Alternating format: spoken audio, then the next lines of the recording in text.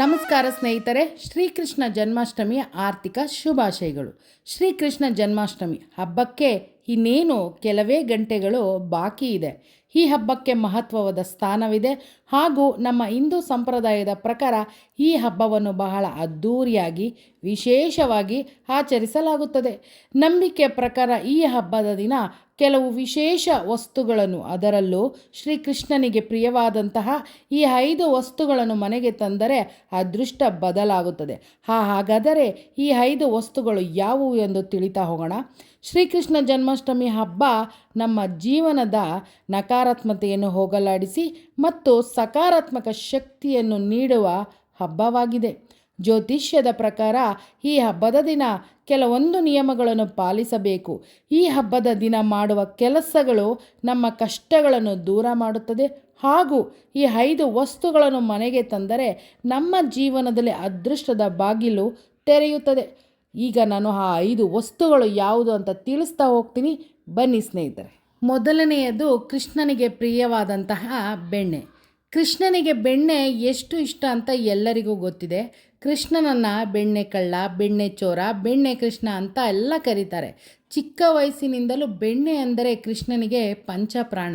ಈ ಕಾರಣದಿಂದ ಕೃಷ್ಣ ಜನ್ಮಾಷ್ಟಮಿಯ ದಿನದಂದು ಬೆಣ್ಣೆಯನ್ನು ಖರೀದಿಸಿ ಮನೆಗೆ ತಂದು ಕೃಷ್ಣನಿಗೆ ಅರ್ಪಣೆ ಮಾಡಿದರೆ ಇದರಿಂದ ನಿಮ್ಮ ಜೀವನದ ಸಂತೋಷ ಹಾಗೂ ಸಮೃದ್ಧಿಯಿಂದ ತುಂಬಿರುತ್ತದೆ ಎಂಬುದು ಒಂದು ನಂಬಿಕೆ ಇದೆ.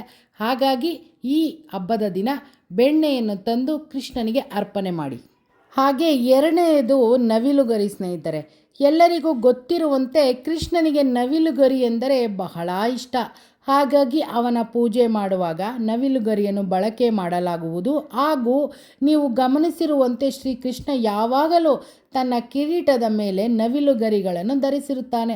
ಹಾಗಾಗಿ ಈ ಹಬ್ಬದ ದಿನ ನೀವು ತಪ್ಪದೆ ನವಿಲುಗರಿಗಳನ್ನು ಖರೀದಿ ಮಾಡಿ ತಂದರೆ ಅನೇಕ ಗ್ರಹಗಳಿಗೆ ಸಂಬಂಧಿಸಿದ ಯಾವುದೇ ಜಾತಕ ಸಮಸ್ಯೆಗಳು ಕೂಡ ಬರುವುದಿಲ್ಲ ಎನ್ನುವ ನಂಬಿಕೆ ಇದೆ. ಮುಖ್ಯವಾಗಿ ಕಾಳಸರ್ಪ ದೋಷ ನಿವಾರಣೆಯಾಗುತ್ತದೆ. ಜೊತೆಗೆ ಇದರಿಂದ ಸಂತಾನ ಭಾಗ್ಯ ಕೂಡ ಲಭಿಸುತ್ತದೆ. ಮೂರನೆಯ ವಸ್ತು ಕೊಳಲು. ಕೃಷ್ಣನಿಗೂ ಹಾಗೂ ಕೊಳಲಿಗೂ ಅವಿನಾಭಾವ ಸಂಬಂಧವಿದೆ ಎನ್ನಬಹುದು. ಕೃಷ್ಣ ಕೊಳಲು ಊದುವುದನ್ನು ಕೇಳಲು ಅನೇಕ ಗೋಪಿಕಾ ಸ್ತ್ರೀಯರು ಜನರು ಬರುತ್ತಿದ್ದರು ಎಂದು ಹೇಳಲಾಗುತ್ತದೆ.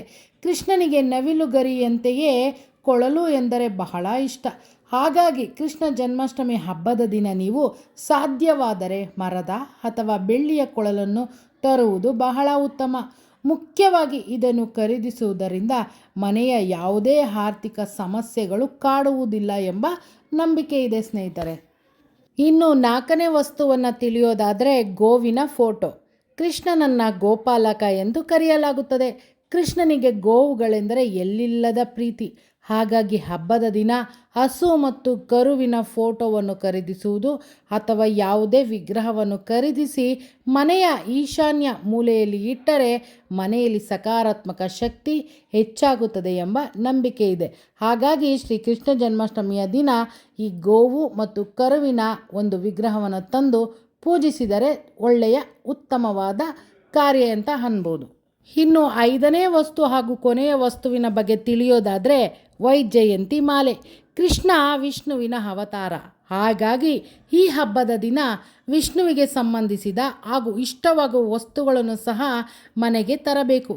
ಜ್ಯೋತಿಷ್ಯ ನಂಬಿಕೆಗಳ ಪ್ರಕಾರ ಲಕ್ಷ್ಮೀ ದೇವಿ ವೈಜಯಂತಿ ಮಾಲೆಯಲ್ಲಿ ನೆಲೆಸಿರುತ್ತಾಳೆ. ಹಾಗಾಗಿ ಕೃಷ್ಣ ಜನ್ಮಾಷ್ಟಮಿ ಎಂದು ಈ ಮಾಲೆಯನ್ನು ಖರೀದಿಸಿದರೆ ನಿಮ್ಮ ಹಣದ ಸಮಸ್ಯೆಗಳಿಗೆ ಪರಿಹಾರ ಸಿಗುತ್ತದೆ. ನಿಮ್ಮ ಮನೆಯಲ್ಲಿ ಲಕ್ಷ್ಮಿ ಶಾಶ್ವತವಾಗಿ ನೆಲೆಸಿರುತ್ತಾಳೆ ಎಂಬ ನಂಬಿಕೆ ಇದೆ. ಸ್ನೇಹಿತರೆ, ನೋಡಿದ್ರಲ್ಲ, ಈ 5 ವಸ್ತುಗಳು ಕೃಷ್ಣನಿಗೆ ಬಹಳ ಪ್ರಿಯವಾದದ್ದು.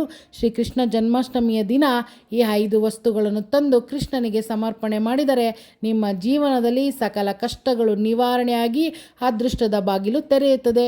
ವಿಡಿಯೋ ಇಷ್ಟ ಆಗಿದರೆ ದಯವಿಟ್ಟು ಲೈಕ್ ಮಾಡಿ, ಹಾಗೆ ಎಲ್ಲರಿಗೂ ಕೂಡ ಈ ವಿಡಿಯೋ ಶೇರ್ ಮಾಡಿ ಅಂತ ಹೇಳ್ತಾ ಮತ್ತೊಮ್ಮೆ ಕೃಷ್ಣ ಜನ್ಮಾಷ್ಟಮಿಯ ಶುಭಾಶಯಗಳು.